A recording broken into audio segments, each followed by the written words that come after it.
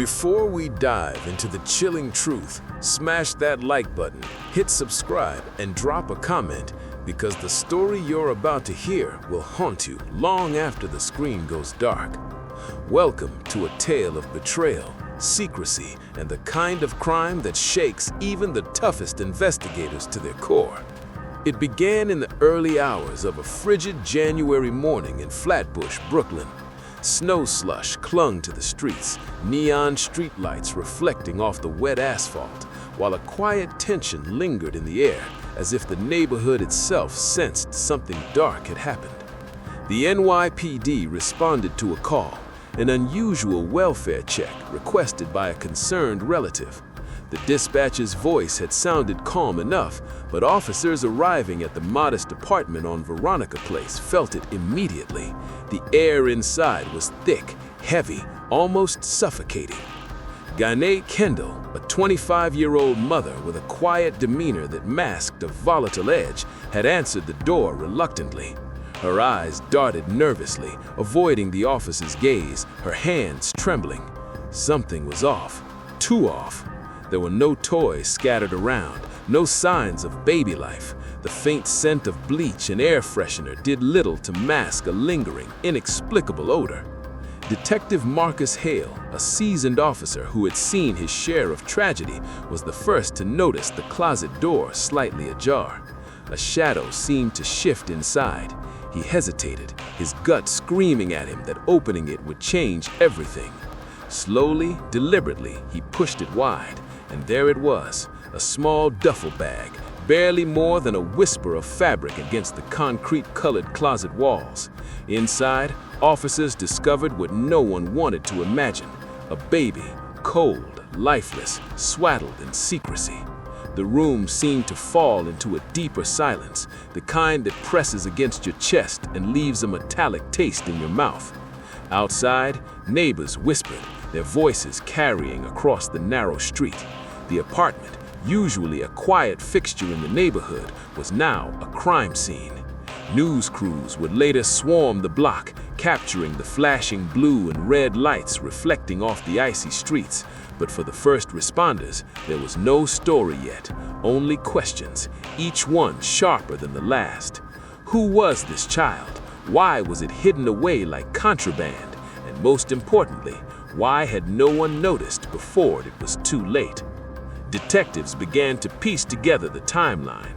Kendall claimed she had been alone that night, the father of the baby estranged and unaware of the child's presence. Her voice cracked, her story inconsistent, but the officers noted every detail, every hesitation, every flinch. Nothing about her account fit neatly. Each sentence she uttered opened 100 new lines of suspicion. But the real shock came when detectives checked her phone records. Messages deleted hastily hinted at a secret life, a hidden network of people involved in her private world. Someone had been keeping tabs on her, and the police weren't sure if they were the victim or the accomplice. And then, just as the night seemed to settle into grim routine, an officer noticed a small blood-stained envelope tucked behind a stack of shoeboxes in the corner of the apartment. Inside were photographs, and in those photographs was a clue so shocking, so intimate, that it could turn everything the investigators thought they knew about Ghané Kendall upside down. The kind of clue that whispered, "You're not ready for the truth." The envelope found in the corner of Ghané Kendall's apartment wasn't just any pile of photos. Detective Marcus Hale carefully spread the images across the table in the precinct. Each one showed the baby in different situations, different rooms, but always with a shadowy figure in the background, someone deliberately kept out of focus, someone who seemed to watch, always watching. It wasn't just negligence or accident. This was deliberate. Someone had been documenting the child's life, and the closer they looked, the more the detectives realized. The pictures hinted at a network, a chain of people connected to Ghané in ways no one yet understood. Meanwhile, forensic teams combed the apartment, scanning for fingerprints, hair, anything that could illuminate the truth. In the bathroom, they found traces of substances that didn't belong, a chemical residue indicating cleaning products often used to destroy evidence. The living room held nothing but silence, a silent witness to months of secrets. Officers noted scuff marks on the closet floor, tiny scratches that suggested the duffel bag hadn't just been placed there recently. Someone had hidden it deliberately, moving it around, masking time. Search teams combed the woods for days. Dogs traced scent trails that abruptly ended near a riverbank. Divers searched the water. Nothing surfaced.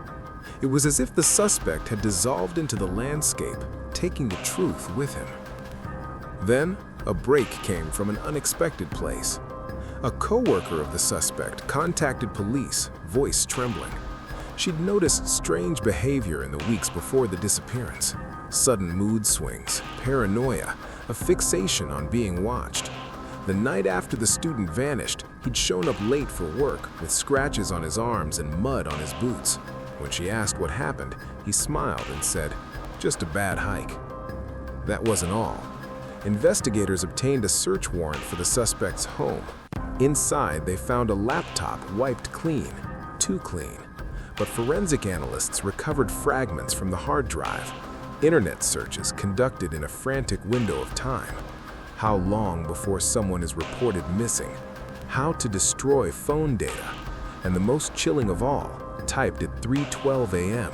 Can love ruin your life? As the evidence stacked up, so did the danger. Anonymous tips flooded in, some credible, others clearly attempts to derail the case. One tip claimed the suspect had help. Another suggested the victim had secrets of his own, names, messages, plans that never had a chance to come to light. Then, late one night, Detective Hale received a call that froze him in place. A hunter miles away from the original search zone had found something buried shallow beneath fallen leaves. Not a body, but a backpack. Inside were the missing student's belongings, carefully arranged: phone, wallet, keys. And tucked into the front pocket, a handwritten note addressed to someone who clearly never intended it to be found. The note was written in hurried, uneven strokes, as if the writer's hands had been shaking. It wasn't a confession, it wasn't an apology, it was a plea. The missing student had written about fear, about loving someone who refused to be seen, about being pulled into shadows he never agreed to live in. The final line stopped Detective Hale cold. "If anything happens to me, you already know why." Within hours, a warrant was issued nationwide. The suspect's face flooded screens across the country. Gas stations, airports, border crossings. Every mile he put between himself and the crime only tightened the net.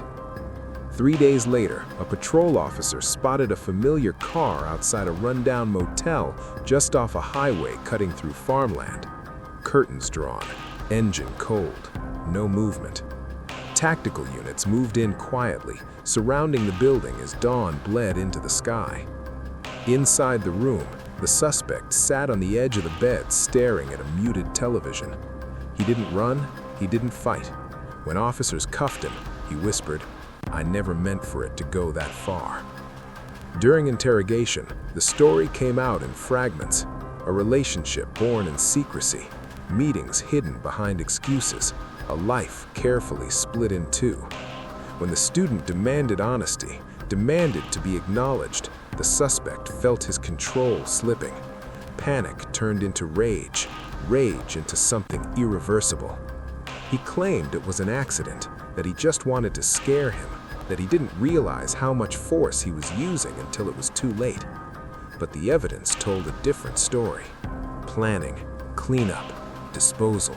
A cold, deliberate attempt to erase a human being like a mistake on paper. Weeks later, search teams returned to the woods one final time, guided by information only the suspect could provide. Deep in a ravine choked with brush, they found what had been missing all along: the truth. The student's body, concealed and abandoned, finally brought home to a family that had lived in limbo. The trial was swift and suffocating. Prosecutors laid out the messages, the searches, the lies. Friends testified about the victim's courage, his refusal to shrink himself for anyone. The defense spoke of fear, of internal conflict, of shame, but none of it outweighed the final act. When the judge read the sentence, the room was silent. Decades behind bars, no chance to rewrite the past, no hiding from what he'd done. The suspect stared straight ahead, jaw clenched, as if still refusing to face the one truth that destroyed everything. Outside the courthouse, the victim's parents stood together, holding hands. "He deserved to live loudly," his mother said, and he did, until the end. But the story didn't fade when the doors closed, because investigators later revealed something that never made headlines. In the suspect's phone, missed in the initial sweep, was a draft message never sent, time-stamped minutes after the crime. It read, "I can still fix this." If you think this case was intense, you're not ready for the next one. Stay with us. Some stories refuse to stay silent.